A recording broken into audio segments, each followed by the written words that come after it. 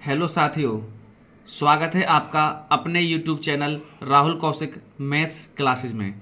साथियों, class 12 chapter 4 determinants exercise 4.1 question number 4 हम solve करेंगे। सॉल्व करने से पहले जिसने भी चैनल को सब्सक्राइब नहीं किया है वो चैनल को सब्सक्राइब करें, वीडियो को ज़्यादा से ज़्यादा शेयर करें। साथियों, ये क्वेश्चन भी बिल्कुल सेम है जैसा हमने अभी प्रीवियस क्वेश्चन किया था, लेकिन जो मैंने आपको पिछली वीडियो में क्वेश्चन नंबर 3 कराया है बिल्कुल उसी के तरीके का ये क्वेश्चन है। लेकिन यहाँ पर आपको क्या है, 3/3 ऑर्डर की मैट्रिक्स गिवन है। अभी तक हमने जो डिटरमिनेंट फाइंड आउट किया है वो 2/2 ऑर्डर का ही हमने सीखा है फाइंड आउट करना। अब हम इस वीडियो में सीखेंगे कि 3/3 ऑर्डर के जो मैट्रिक्स है उसका डिटरमिनेंट कैसे फाइंड आउट किया जाता है। तो साथियों आइए, तो ये हमें गिवन है 3/3 ऑर्डर की एक मैट्रिक्स।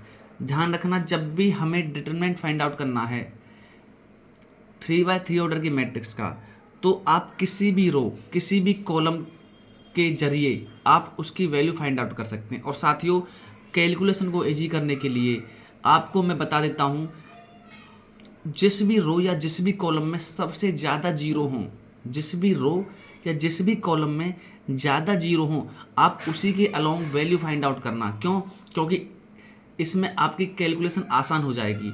और ये बात और समझ लो कि चाहे आप रो 1 से निकालो या कॉलम 1 से निकालो, मीन्स किसी भी रो या किसी भी कॉलम से जब आप वैल्यू निकालोगे तो वो वैल्यू सेम रहेगी। ठीक है, इस चीज़ से कंफ्यूज नहीं होना है। तो साथियों, यहाँ अगर आप देखें तो कॉलम 1 और रो 3 दोनों में ही दो दो जीरो हैं। अब आप चाहें तो कॉलम फर्स्ट से निकाल दो या रो 3 से। वैसे तो आप रो 1 से भी निकाल सकते हो, किसी से भी निकाल सकते हो, लेकिन मैंने आपको बताया है जिस भी कॉलम या रो में सबसे ज़्यादा जीरो आए उसी से एक्सपेंड करना है। तो हम इसे किससे निकालेंगे? एक्सपेंड कर रहे हैं अलोंग C1, तो लिखेंगे एक्सपेंड अलोंग C1। तो साथियों, एक चीज़ का बात का ध्यान और रखना है आपको। देखिए, जो वैल्यू निकाली जाती है वो -1 टाइम्स होती है। किसके? -1 की power i plus J times होती है, जो आप फाइंड आउट करोगे। तो -1 ये किसके ये -1 की power i plus J times होती है। लेकिन इसको हमें याद नहीं रखना है। हमें क्या करना है, केवल ये ध्यान रख लेना है कि जो एलिमेंट है उनके जो डिजिट्स हैं वो इवन है या ऑड हैं। जैसे कि सपोज कीजिए, अब हम अलोंग C1 हम इसे एक्सपेंड कर रहे हैं साथियों। तो जो पहला इसमें एलिमेंट है ये क्या है? A11। अब यहाँ पर देखिए होता क्या है, वैसे तो -1 की पावर i प्लस जे होता है। i क्या है? 1 है, जे भी 1 है, तो -1 की पावर 2 हो गया, तो ये कितना हो जाएगा? 1।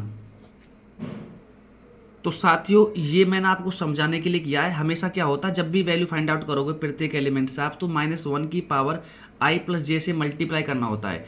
लेकिन ये ना करके आपको ध्यान रख लेना है, जो ये एलिमेंट हैं इनको ध्यान रख लेना कि इन्हें ऐड करने के बाद जैसे 1 + 1 2, ये E1 है, E1 आता है, ऑड आता है। देखिए -1 की पावर E1 होती है तो पॉजिटिव आएगा, ऑड होती है तो नेगेटिव आएगा। बस ये ध्यान रख लेना है। जैसे कि यहाँ A11 है पहले, अब हम एक्सपेंड अलोंग C1 कर रहे हैं तो इन्हीं एलिमेंट को यूज करेंगे। तो 1, अब देखना जिस रो में है और जिस कॉलम में है साथियों, ये उन्हें ढक लेना है।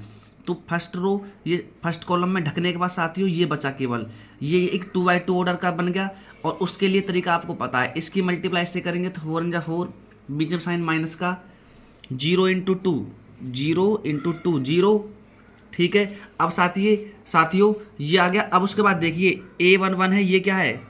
ये है A21 second row first column. तो 2 + 1 3 होता है, तो -1 की पावर 3 माइनस, इसलिए माइनस का, और 0 है तो 0 लिख लो ब्रैकेट।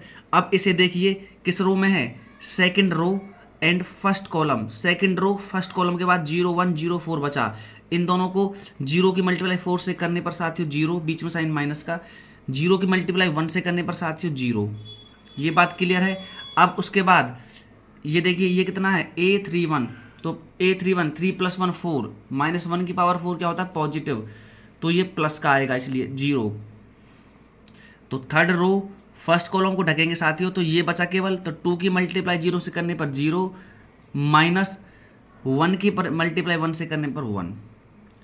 अब साथियों ये तरीका है 3/3 ऑर्डर के मैट्रिक्स का डिटरमिनेंट फाइंड आउट करने का। अब देखिए 4 - 0 4 और 1 से मल्टीप्लाई करने पर 4, ये सब क्या हो जाएगा 0, क्योंकि यही तो फ़ायदा रहा कि अब हमें सपोज कीजिए यहाँ पर 0 के अलावा कुछ और होता तब भी 0 आता, क्योंकि 0 से मल्टीप्लाइड है। तो यहाँ पर आया 4, ये क्या आया 4, ये आया आपका डिटरमिनेंट ऑफ ए। तो साथियों ये डिटरमिनेंट ऑफ ए आया, लेकिन हमें क्या करना है, हमें करना है determinant of 3a is equal to 27 times of determinant of A के बराबर इसे शो करना है। तो सबसे पहले क्या करेंगे, 3a निकालिए, 3a तो 3 0 0 0 3 0 3 6 12। साथियों ये आया एक मल्टीप्लाई करने के बाद 3a। अब इसका क्या निकालेंगे, डिटरमिनेंट, 3a का डिटरमिनेंट निकालेंगे साथियों। तो कॉलम 1 हम क्या करेंगे, एक्सपेंड कीजिए इसे अलोंग C1, ठीक है। क्यों, इसमें सबसे ज़्यादा 0 है या इसमें, किसी से भी निकाल सकते हैं आप, C1 से निकालिए। तो 3 से पहले ढक लेंगे, तो 12 3 36 माइनस 0 माइनस 0, जिस रो में है जिस कॉलम में ढक लो तो ये हो जाएगा 0 माइनस 0, ठीक है। फिर उसके बाद प्लस 0, ध्यान रखना। अब मैं आपको बता चुका हूँ कि ये नेगेटिव पॉजिटिव कैसे आ रहे हैं, ठीक है। इसे ढकेंगे 0 -9, तो साथियों ये सब 0 हो जाएंगे। 36 × 3 108। साथियों लेफ्ट हैंड साइड आई आपकी।